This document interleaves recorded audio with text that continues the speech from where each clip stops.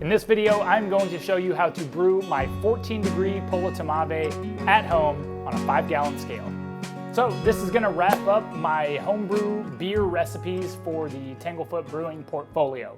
The 14 degree Polotmavé or amber lager is the last recipe in the beers that I brew here at Tanglefoot that I haven't covered in the video. So I thought I would go ahead and detail the recipe and show you how I brew this beer so that you can replicate this at home on a 5-gallon scale.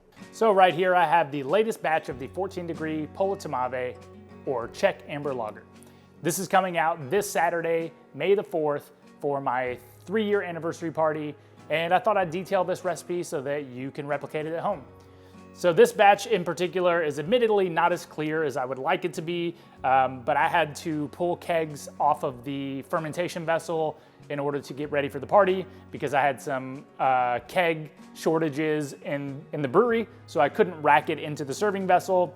All that to say, basically, I had to get this together in order to have the beer ready for the release, so it is not quite as clear as I'd like it to be, but still just as tasty. So before we jump into the recipe, let's talk about what makes this beer so special and why I choose to brew it for my anniversary party. Last year when I was thinking about what I wanted to do for my anniversary party, it was the first year that I was in business in the entire space, in the entire building, and I wanted to have a special beer release / party that could kind of commemorate that. And I came up with this idea of the Pivo party, where I got these cool little Pivo hats printed. And the idea here was to basically emulate an Oktoberfest type event, but with a little Czech spin on it. So the reason I wanted to do this was because Oktoberfests are very, very popular. They're all over the place. Your local bar does it, your hairdresser probably does an Oktoberfest, and basically it was kind of played out. So I didn't want to just jump onto the Oktoberfest bandwagon. I wanted to have my own unique beer-focused event, and I wanted to do it around my anniversary party, so I opted to shoot for the beginning of May and had this idea of basically replicating all the fun things about Oktoberfest, but hopefully in a little bit nicer weather.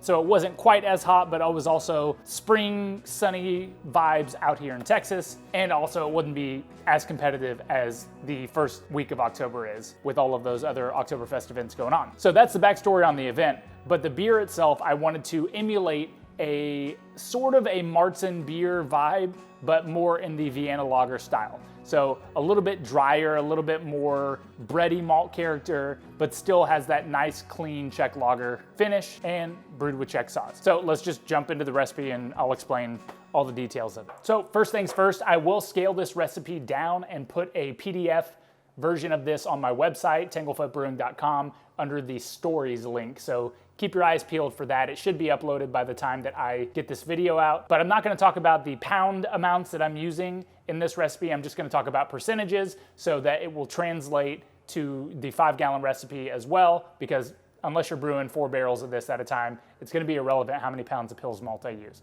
So what is the recipe?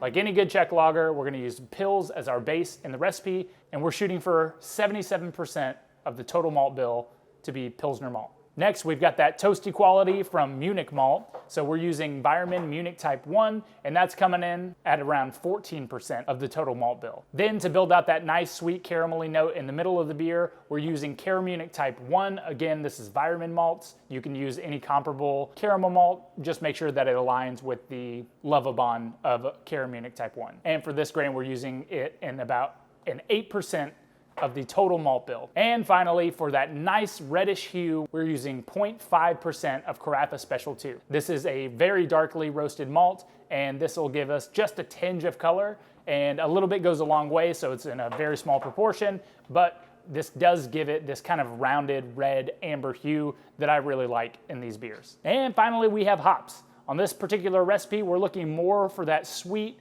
malty character, so we're not going to go as high on the IBUs. We're going to shoot for about 22 to 24 IBUs, and again, we are using Czech sauce hops with not 1 but 2 hop addition. So this is a malt forward beer, but I did want a small amount of aromatics, so we've got the majority of that IBU load coming from a charge of hops at 60 minutes, but we're also going to have a small aromatic focused hop addition at 10 minutes. So as far as brewing this beer is concerned, it's going to be right in line with the other Czech lagers that I brew here. We're going to mill our grain. We are mashing in. I'm adjusting my water pH with salts, primarily calcium chloride and calcium sulfate. You need to do some research for your water profile to see which salts, if any, you need to use to compensate and balance the pH, or you could use phosphoric acid or something similar to adjust that pH to make sure that we're hitting that 5.2 to 5.4 pH range in the mash. We're gonna mash in to hopefully hit around 154 degrees Fahrenheit. This is a little bit higher than I normally go by a degree or two, but nothing crazy. 152 to 154 should be fine. There's gonna be a little bit of caramel malt in this beer, so it's gonna have residual sweetness no matter what, but I aim a little bit higher than I traditionally do compared to like the 10 degree.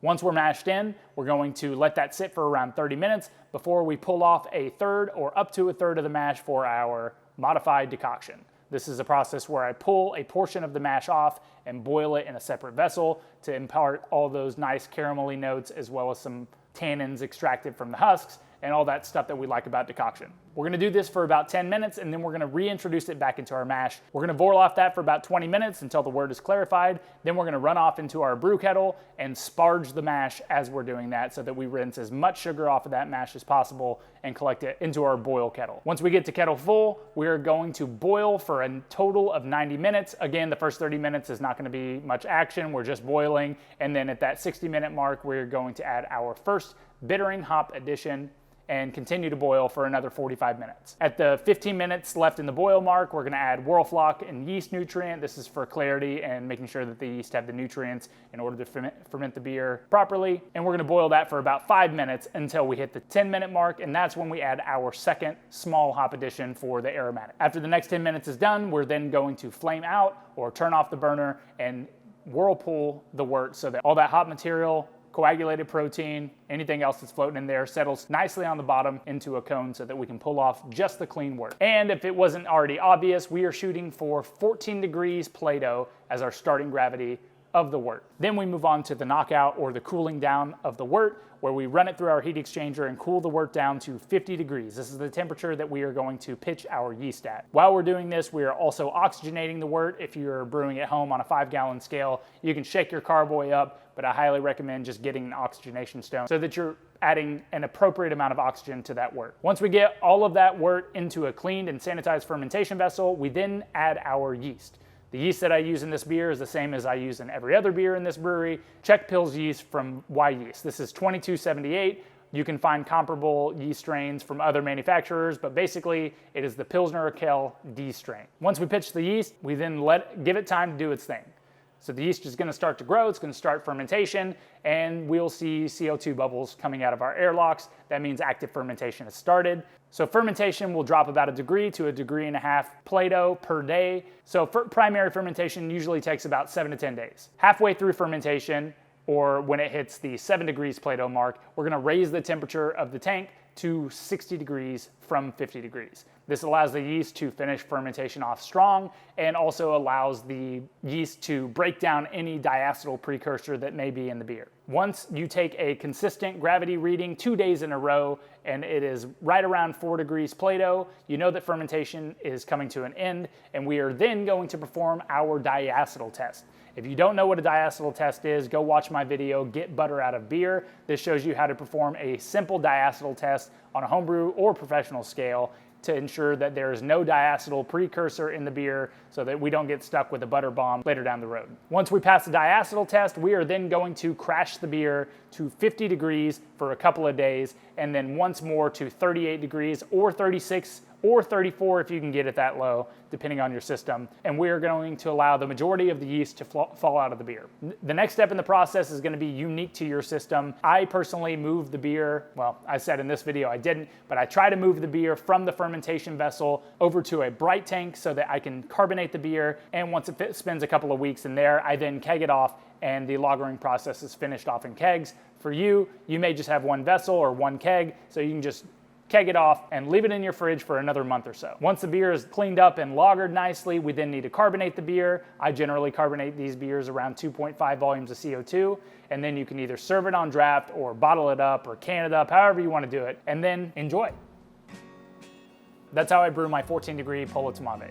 If you're interested in brewing this recipe, again, check out my website. There should be a PDF to a 5-gallon recipe of this beer on my website in the stories section, and let me know if you brew it.